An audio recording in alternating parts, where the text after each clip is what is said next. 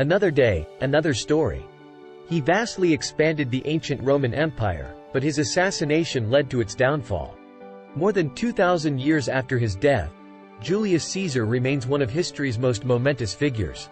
Welcome to Tabot Eminent Channel. His military and political achievements transformed ancient Rome and left a legacy that still endures, from our idioms, crossing the Rubicon, to our calendar. The following are 6 of the most important legacies of the renowned Roman military commander and dictator. 1. Caesar expanded Roman rule in Europe.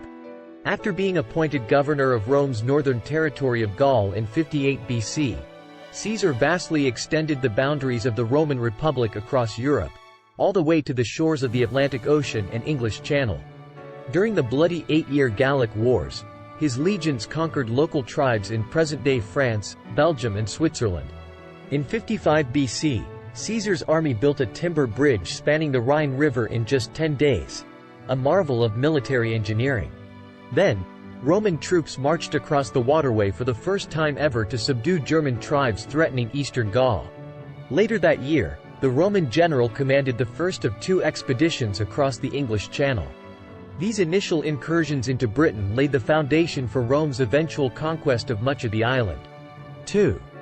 He started a civil war by crossing the Rubicon. Through his masterful battlefield tactics and willingness to fight in combat, Caesar earned the respect and loyalty of his soldiers. He also earned the jealousy of Pompey, his former political ally in the First Triumvirate that effectively ran Rome. When Pompey's supporters in the Roman Senate demanded that Caesar disband his army and return to Rome as a civilian, he refused. Instead, in 49 BC, Caesar brazenly led a legion across the Rubicon River, which divided Gaul and Rome, sparking a civil war. Forces supporting Caesar on one side and Pompey on the other battled as far away as Spain, Greece and North Africa. Although outnumbered, Caesar's legions defeated Pompey's army in a decisive battle at Pharsalus, Greece, in 48 BC, prompting Pompey to flee to Egypt. But before he could even step ashore, he was assassinated at the behest of the teenaged pharaoh Ptolemy XIII. Ptolemy, it turned out, sought Caesar's support in Egypt's own civil war, one that had pitted him against his county regent and sister, Cleopatra VII. 3. Caesar installed Cleopatra on the Egyptian throne. But Ptolemy gravely miscalculated. When he presented Caesar with Pompey's severed head upon his arrival in Alexandria, the reaction wasn't gratitude, it was horror. Caesar promptly executed Pompey's assassins and sided with Cleopatra in Egypt's civil war. According to the ancient historian Plutarch, Caesar had the 21-year-old Cleopatra transported into the royal palace where he had taken residence by having her smuggled inside a linen sack filled with dirty laundry. As urban warfare erupted in Alexandria, the pair began a romance while besieged in the palace for 6 months. When Roman reinforcements arrived in early 47 BC, Caesar's forces defeated Ptolemy's army in the Battle of the Nile. After the young king drowned in the Nile River while fleeing the battle, Caesar installed Cleopatra and her 12-year-old half-brother, Ptolemy XIV, as co-regents, but the queen held the true power. Around the time Caesar returned to Rome, Cleopatra gave birth to a boy believed to be his son. The Egyptian queen named him Ptolemy XV, but Alexandrians mockingly referred to the boy as Caesarion, Little Caesar. In 46 BC, Cleopatra and her infant son moved into a villa on the banks of Rome's Tiber River, and the married Caesar continued to visit his mistress in apparent violation of Rome's bigamy laws. Following Caesar's murder, Cleopatra returned to Egypt and later had a love affair and alliance with Caesar's deputy, Mark Antony. The pair committed suicide after Augustus defeated their armies in 31 BC. 4. He ruled over Rome as a dictator.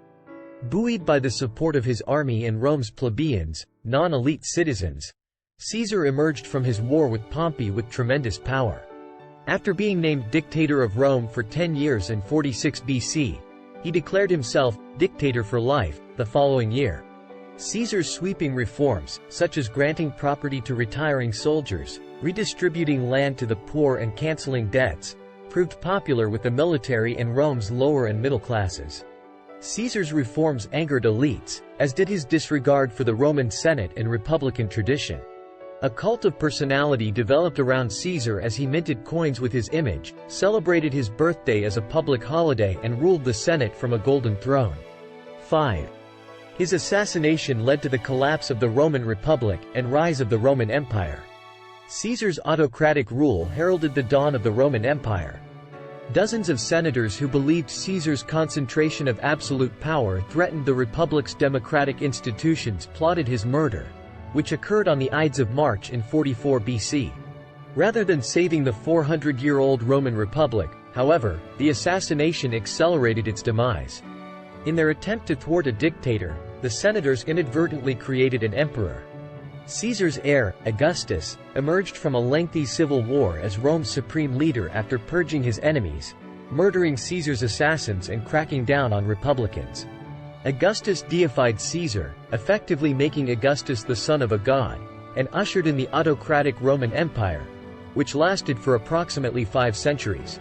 6. He introduced the modern calendar. Caesar was so powerful that he changed time. The traditional Roman calendar, which was based on the 355-day lunar year, required constant revisions since it fell out of sync with seasons and festivals. Aided by the Greek mathematician and astronomer Sosigenes, Caesar enacted the Julian calendar, which was based on the 365 one-quarter-day solar year with a leap day added every 4 years. To reboot the calendar, 46 BC spanned 445 days before Caesar's system took effect on January 1 in 45 BC. The Julian calendar predominated in most of the Western world for 16 centuries. Since each solar year is slightly less than 365 one-quarter days, the Julian calendar gained 1 day every 131 years. By the 1500s, the calendar was 10 days out of step with the seasons. In 1582, Pope Gregory XIII modified the calendar by eliminating 10 days from that year and decreeing that only 1 out of every 4 centennial years would be leap years. The Julian calendar is still in use in portions of the Eastern Orthodox Church. Caesar's growing power and status as dictator alarmed many senators who feared the erosion of the Roman Republic's traditional institutions. In 44 BC, a group of conspirators, including prominent senators like Brutus and Cassius, assassinated Caesar in the Senate chamber. While their intent was to preserve the Republic, the assassination instead led to further instability and eventually the rise of Caesar's grandnephew, Octavian, later known as Augustus, who became the first Roman emperor and established the Roman Empire. An additional legacy of Caesar can be seen on the calendar. Following Caesar's assassination, the name of his birth month was changed from Quintilis to Julius, July, in his honor. Overall, Julius Caesar's actions and influence significantly reshaped the course of history, from the transformation of the Roman Republic into an empire to his contributions to language, culture, and military strategy. His legacy continues to be studied and debated, making him one of history's most notable and influential figures. Thanks for watching. Request you to subscribe the channel.